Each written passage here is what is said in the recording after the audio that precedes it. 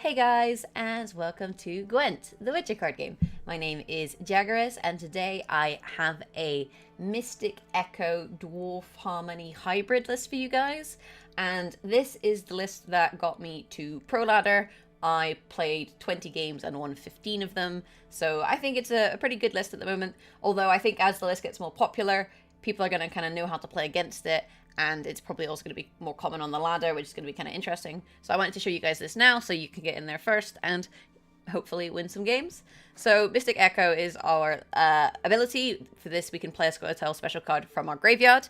And this is very often used to play Waters of Brokilon twice. When you play Waters of Brokilon, you spawn 2 Dryad Fledglings. The Dryad Fledglings are 4 strength units. You get 2 of them with Harmony. And Harmony allows it to boost by 1 whenever you play a Scoia'tael unit on your side whose main category is unique. So, for example, if we play these, then we play a dwarf. Dwarf is a new category that gets buffed, but if there's already a dwarf on the board, no buff. If we play, say, a beast, and there's no other beasts, and it's a Scoia'tael unit, buff, okay? So it's a pretty nice little engine that could and is very often the card that we're going to double play, although sometimes you will instead choose to play Call of the Forest.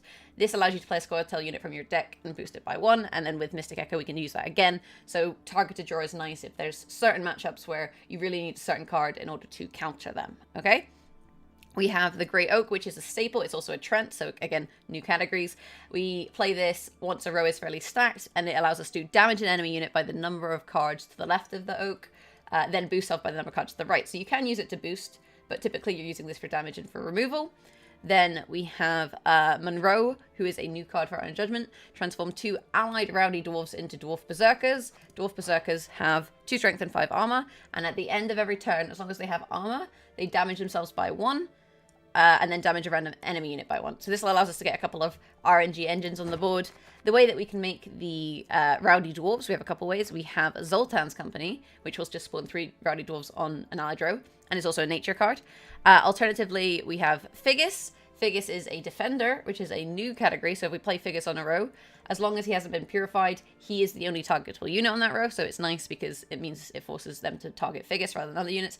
But it also spawns 2 Rowdy Dwarves, which is nice with Monroe. On top of that, we then also have a couple Dwarven Chariots. This is a machine, a Scoia'tael machine. So again, it's going to trigger those harmonies. And when you play this, it spawns a Rowdy Dwarf on the row. If you play it while there's another one on the row, so you have Bonded, then you're going to get 2 Rowdy Dwarfs. Then we have Barnabas Beckenbauer. Boost an allied elf, dwarf, and dryad unit by 2. And this is a gnome, so look, another new tag. And this is a pretty nice play. It's 12 if you have an elf, dwarf, and dryad. But often you may play this for 10, just because the deck only has a couple elves. So it's still a pretty decent play at that point, though. And again, it's got that harmony tag. We have our good friend Pavel Berger, also known as Pavkogale. This card art, if you don't know, is based on the community manager for Gwent. If you don't know that, you probably live under a rock, but today you learned. We play this on the range row, and it damages the unit by 2, actually, because if you control only a Scoia'tael unit, it's damage unit by 2, and the deck only contains Scoia'tael units. So it's nice in that regard as well. And it gives you a little bit of an engine that you can start shooting things with. It's got that human tag, so new tag, and it plays quite nicely with Figgis, the defender, in order to protect it. We have Fauve. It's going to allow us to play a nature card from our deck, and we can use this in order to guarantee that we can find Waters of Brokilon in order to spawn our little fledglings, or we can use this to play Zoltan's Company, or we can use this to play Call of the Forest, which we can then use, well, or we can use Call of the Forest to play Fauve, to play Waters of Brokilon. Like, it's pretty versatile. We also got 1 Dryad's Caress in here, which gives you Purification on an ally, and then boost it by 3, and if you control a Dryad, it also gives it Vitality. Not the greatest card, but, you know, occasionally can come in quite useful, so it's nice to have, and also stop you from having a Fauve with no targets. We've got lots of targets. Then we have Weeping Willow, and typically you're going to be using this for poison. It's also got Harmony, which means we can start doing that boosting when we play other tags, but we can use this to poison an enemy unit, and if a unit is poisoned twice, then it's going to die, so we play Weeping Willow with the poison, and then we also have a couple, if I can find them in here, where are they? Here we go, Dryad Ranges. These are also Harmony. They're Dryads, and they damage an enemy unit by 2 and then give it poison. So we can utilize the poison in the deck in order to deal damage, and it also gives us a couple more Harmony tags, which is nice. And yeah, poison's a very useful mechanic for, say, toll removal, for example. We have Ida, which gives us a Purify, so we can use this to remove a defender tag, or we can use this to unlock, or we can use this to remove bleeding, or we can use this to remove vitality on an opponent. Alternatively, we can plant the range row and give an allied unit vitality ourselves. We've got the 1 Three-Head Dragoon in here, which we can use to move an enemy unit to the other row, or an ally. And this is pretty nice if your opponent plays something like a Celtulis, which is row locked, where if you move it to the other row, it stops its ability from working. Alternatively, if they move your Pavco to a different row, you can just bring him back. We have a couple Panthers, that's got the Beast tag. Play it melee, you can damage an enemy unit by 2. Play it range, you can give an enemy unit bleeding for 4 turns. Pretty standard. Then we have a couple Mahakam Room Hoarders, gain vitality for 2 turns. Bonded game, and then if you play a second one onto the board, so they're bonded, then you get vitality for 4 turns. It's an alright card. A couple of those Dwarf Berserkers we saw earlier, which are going to start pinging down your opponents. And then a couple of Dwarven Skirmishers. You play them on the melee row, you damage an enemy by 3. If it survives, you boost self by 1. So yeah, that is the deck, and like I said, I've had a lot of success with it, so I think it's pretty good. If you like the deck, don't forget to hit the like button on this video, and without further ado, let's jump into a pro ladder game, and I will showcase this deck in action for you.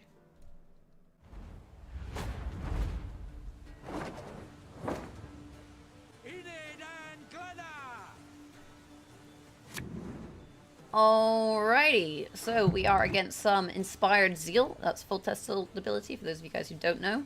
Hand, we have the Zoltan's Company and Munro, which is quite nice to spend in round 1. We have a Skirmisher, we have a Dragoon, which can be useful for disrupting things. I think in this situation we maybe have too many Dwarves. I'm going to mulligan the Chariot, because it's also nice as a Harmony trigger, and we don't have Bonded, and I'm going to mulligan the Mahakam Marauder, and we got another Mahakam Marauder, we'll mulligan him too, we've got Chariot. What is mulligans? Never blacklist. So, opening play, I think, is just Zoltan's Company, get that on the board. And then that allows us to play Monroe on the next turn and, you know, start pinging some things down, which I think is overall pretty good. So let's do that. If we had Pavco, Pavco's also quite nice in this kind of situation.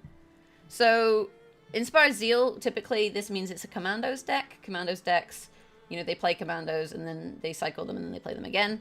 Winning round 1 is nice because it means you can bleed them in round 2, and I think the Philovangelist is pretty good at bleeding them, and provided they can't then cycle their Commandos, you're going to have a pretty good time, right? It also means you can put them in a situation where they may draw badly, because this deck requires a lot of kind of different parts, and if he doesn't have those different parts, he's going to have a bad time. So many of them. Okay, Redanian Archer. So this dude, he has armor. When he doesn't have armor, he stops gaining charges.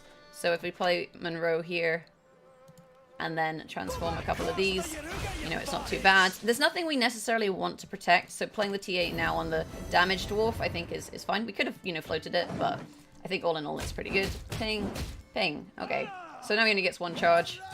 Chances are we'll ping this, and then it'll damage this, which is also fine. So all in all, not a bad situation for us to be in. So let's just get another dwarf on the board. And you can see here, we're playing engines, you know, in that we're dealing damage to him. We're managing to kind of shut down his cards. And that is, you know, quite good for us. And he still hasn't played his commandos. Okay, Philippa is expensive. That is really good for us. Like, no qualms there. I mean, we don't necessarily need to stack the row. I think I'm just going to play the Chariot because there's nothing we need to remove in terms of the Skirmisher. And this gets us some more dwarves. It also doesn't tell him that we're not playing dwarves, right? At the moment, he thinks that we're playing a dwarf deck because he's seeing a bunch of dwarves. Which is kind of interesting. So there's Roche. So he's going to thin his commandos. Then he's going to use a leader charge. Thin some more commandos. And, I mean, it means he's caught up. But, again, we don't particularly care. We could play the Panther here. And apply the bleeding. And bleeding is nice because, obviously, it triggers over time. We've got 1 more ping with our dwarves, so let's just pop down some bleeding. If he has any blue stripe scouts, this is where he'll play them to make more commandos.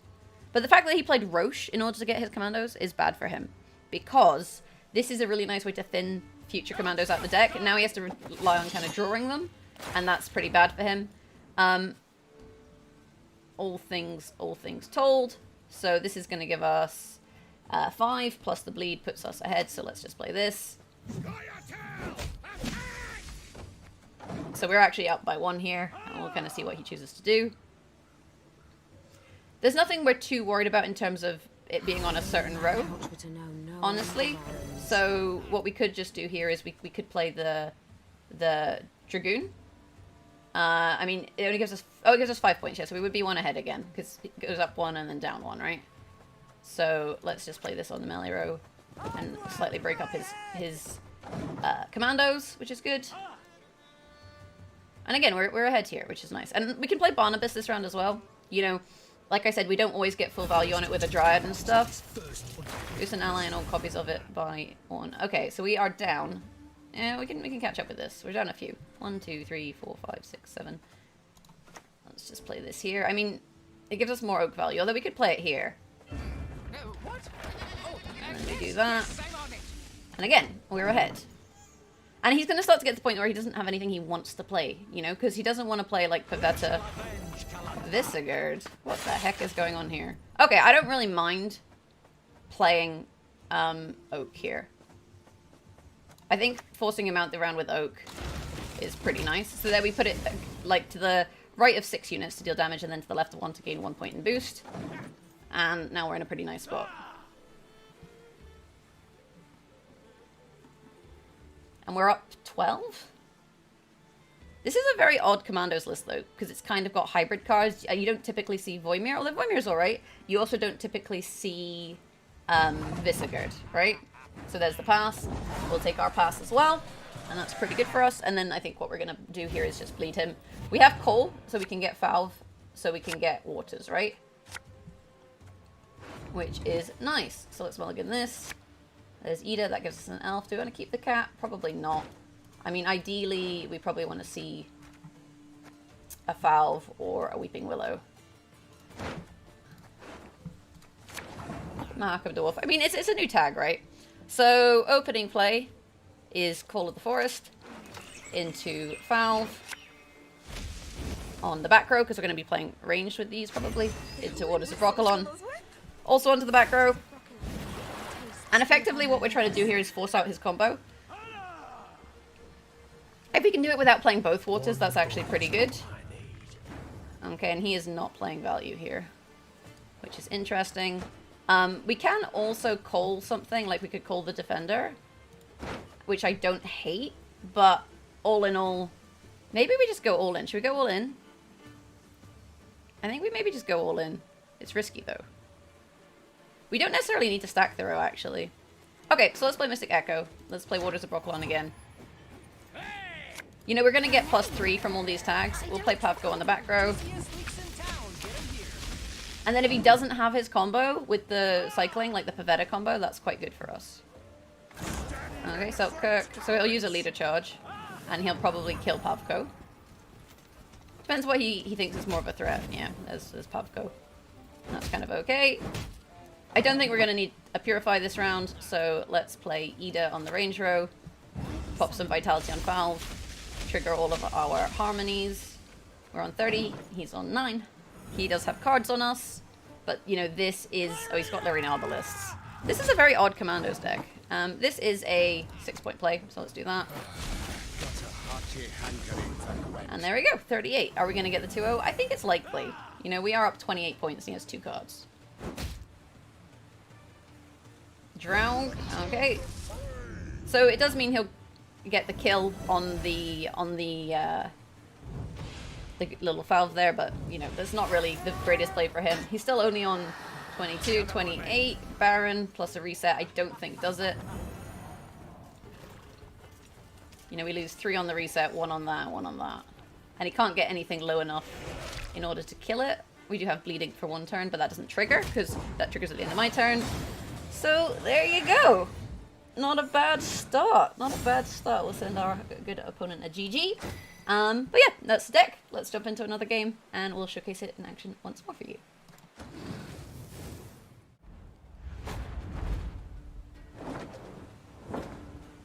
Not all battles need end in bloodshed. Alrighty, so we are against Imperial Formation. Boost an allied unit by 2, charges 4. Once all charges have been exhausted, move a soldier unit from your deck to the top. Not 100% sure what to expect here. Don't see a lot of this kind of deck. We have 1 poison. We have Monroe, but we don't have ways of spawning more dwarves. We do have 2 Mahaka Marauders. I'm going to mulligan 1 Panther here. I'm going to mulligan 1 Dryad's Caress. And yeah, a little bit awkward the hand for the opening play. But all in all, you know, not the worst hand in the world. I mean, he's going to start removing things realistically. We've got one Rowdy dwarf here with Dwarven Chariot, but that's not really enough. I mean, we could put a poison on this, like a single poison with the Ranger, and typically, you know, that's going to put him in, make him feel a little bit awkward. So I think for now, let's do that. We don't have another poison, but he doesn't know that, right? It does mean he'll use his TA on something else. Oh, probably shouldn't have played on the front row, considering Alpha Pikeman is a thing. Oops. But we can actually just move that to the other row. So let's put that on the melee row. And he can go hang out on the back row. So we do actually see some value in our row moving, which is nice. Pure Diviner. Yep, so that's Purify, but that's good. You know, getting Purify out of him here is actually pretty good for us.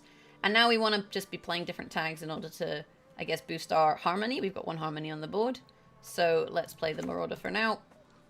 We maybe should have actually played that in between these two units just because Assassinate is a thing. And by playing it on the end, you are playing into Assassinate. But then, if he's going to assassinate something, realistically, he probably assassinates the Dryad instead. So maybe we should have played that on the left of the Dryad. But then she's a 4, right? Boost an enemy unit with most power by 3. So if we ping that a little, that's not awful. I think for now, though, what I want to do is I just want to get the Marauders to start boosting. Because this is going to help us kind of keep pace with him. He hasn't really spent anything. You know, he's only been playing bronzes so far. But then we haven't really spent anything either, right? So that's kind of fine. And we're okay spending these remaining bronzes to try and get the round. We get 1 point here. This is worth a couple. So I think we play this, right? 1, 2, 3, 4. Should put us ahead. We get 2 pings of this as well, because this will trigger twice. So let's just play this. And the thing with soldiers is it's often like a swarmy kind of deck. So again, playing into round 2 is quite smart. And I do like Philovandrel a lot for a bleed. I think the deck is decent in that regard. We've got Pavko is nice. A poison is okay. I don't think we need double chariot, although we could use the chariots to get the dwarven berserkers. I think it's maybe not great. We've got double poison here. I'm going to mulligan this again, I think. Unfortunate. I mean, we would have liked to see... Fauve, I guess, but... I think we play 1 Waters for now. If this is me now, it kind of puts the ball in his court in terms of how we decide to play out this round. If we really want to push the round, then we're going to play double Waters. But this kind of says, hey, you've got to play some cards, right? And I think, like, in terms of sequencing is probably nice. Bribery, okay. So there's nothing in my deck that should be able to handle one of these in 1 turn. He got a Defender, which is, I guess, kind of annoying because it means he can protect his units. But we do have the Harmony here to counter that. So I think we're going to just go in with that strategy. Let's go double Waters. We don't have Oak, so we don't necessarily need to row stack. Then we play this on the melee row. We get rid of the Defender tag. We boost all of our little friends. And then we can play Pavko on the next turn. I think it's good. Cool, so we can also poison this, which I'm actually going to do now, I think, because we've got the double poison, and again, this is more Harmony. Although we're losing value on Pavko, I don't necessarily think that's a bad thing. I think having, you know, the board a little bit more clear is maybe better. And if he does purify this, he also purifies the Defender tag, so he can't use a Diviner or something to get rid of that. Oh, or he can. But then again, we're still kind of fine with this. So let's just play Pavko. Pop him down on the back row. Boost up our units. And now we can start also pinging units down, which is pretty good. You want to kill those assimilate tags, such as the Diviner if you can. If he plays soldiers, we can also start killing those. You know, try and reduce his swarm. So yeah, it was good. Like, we have a lot of different tags as well, which is quite good. So this is nice because we already played Pavko. It means that Cahir is not really a big deal. The issue that we have with Cahir, obviously, is like he's quite boosted. We could pass here. Like, realistically, I don't hate the pass because if we play any sort of boosts, he's just going to boost as well. And that's kind of annoying. We are up 12 points. We've got a couple leader charges out of him. We've got Cahir out of him. Like, because we don't have an answer for the Cahir, like, if we had an oak or something, you know, maybe we have options, but because we don't have the answer, and we have a lot of gold cards to draw into, I'm kind of okay with just passing here. And, like, then we can play Monroe strategies on the 3rd round. Because by doing this, we're not playing into his Cahir. And he still has to make a 13-point play to catch up. We got a couple leader charges out of him. We're going to be on even cards. And we've kind of disrupted his swarm. He's played his defender. Okay, that's not going to get either round. So he's going down in cards, which is nice. Opponent is deciding. So we got card advantage. So that's a pretty good play as well, I think. Menno. Okay, Mr. Sir. There we go. I was going to say, like, he needs one more point, but I forgot about the pikeman double trigger. So yeah, not bad. We got a card up on him. So I think that's all in all pretty good. We do want to see something like Zoltan's Company here. Or, you know, Figures works too. Fauve is good, because we can use that to pull waters. Not waters, coal, or Zoltan's Company. I'm going to throw the Dryad's Caress, I think. I've got a Chariot. I mean, we're not playing too much Harmony, although this is Harmony. What else is in the deck that we would rather see? Probably Barnabas, right? So let's mulligan the Berserker. We got Zoltan's Company. So we do have coal. Fauve into coal into oak or Barnabas, which is nice. And we have a lot of units to play on the row, like Zoltan's Company is nice in that regard. Okay, so he can give himself another leader charge, I guess. I'm not entirely sure how this actually works here, in all honesty. But let's just play some dwarves. You know, maybe he gets 4 more charges. Who knows? Who knows? I mean, we have a card up on him. He does get 4 more charges. That's cute. So the problem there is we don't have an answer in one card. I mean, you can run Ciaran in this deck. Having a lock can be quite useful. This is the kind of situation where it's useful. He also, you know, thinned his Afan Hilligrand there, which is, you know, lucky for him. So he's got a decent amount of points. But then we also have, you know, good cards. Stefan. So we can double play a Bribery. The revolution is inevitable. And again, the problem that we have here, to a certain extent, is just that we don't have enough units on a row to start removing things. So let's just play Figus. Get some more dwarves. And it means that if he is going to target something, he has to target the defender. This is where we see Garrison. I've seen double play Garrison with Stefan. Gives you 20 points. Which gets a little bit scary as far as this round is going, all things considered. We played 2 poisons, so we can't do anything with the poison with Weeping Willow, unfortunately. But then we used it to get rid of a defender, so I don't think that was, you know, incorrect.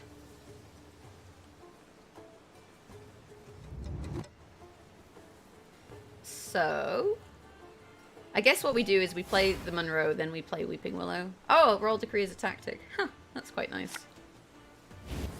Yennefer, damage all units, other units by 2. Oh, that's bad. That's completely bricked on Monroe. Oof. Playing big boy plays right there. I mean, we can get one more with Chariot. Okay, so let's play this on the range row. You know, it might look bad, but I think we still have some okay cards in hand. We can play Chariot, we can play Monroe. We can play Panther. It's not the greatest looking situation of all time, though. We are down quite a few points. Train an enemy by the amount of boosts that it has. Okay, so this only has 1 boost. And is only going to have 1 boost, so that's fine. Play this. Transform this. I mean, we're down a few points. But we also have another card. And then this is going to trigger the Harmony, and this is going to trigger the Harmony. That wasn't really a big boy play. So we play this. And we get pings. Then we play this, and I think we just go Oak, right? So play Fauve. Play Coal. Which gives us 1 more point on Oak, and we still win here. Whew. Got a little bit nervous there. A little bit nervous. Let's put it on this end. Let's make him real big. Boom. and we win. I've never ever played against soldiers, so that was a completely novel experience for me, you guys. But we won, so that is always nice. And yeah, good game. Well played. Well played. So yeah, that is the deck. You do have a kind of couple options in terms of how you want to play the deck. In terms of tech, you can definitely take out some of the dwarves, and you could choose to put in things, say like Kira, which is quite nice. If you like a lock, sorry, Ciaran. That's quite nice to include in there. Alternatively, you could look for more kind of damage packages, things like Elven Swordmaster. But all in all, I think the deck is pretty solid. I want to give a big shout out to Green Knight, who's a member of Team TLG, because he did provide the base list, which I kind of worked on here. So shout outs to him, and shout outs to Team Leviathan Gaming. I'm actually a streamer for them, so if you want to check out their website, I'll have it linked in the description. Speaking of streaming, if you want to find me on Twitch, twitch.tv/Jaggerous to find all of your streaming needs. I have been streaming quite a lot recently, and I realize YouTube is kind of a bit on the back burner, but hopefully we'll see some more videos going forward. I'm not going to make any promises, because whenever I do that, everything just kind of goes to shit. So let's not do that. But if you did like this video, maybe hit that like button. Let me know what you guys think in the comments below. I do think Harmony is quite good for climbing ladder. I don't know how good it is on Pro Ladder at the moment, just because I think once people get more familiar with it, they'll be able to counter it. Beyond that, have an awesome day. Thank you so much for watching. And hopefully I'll find you in the next video.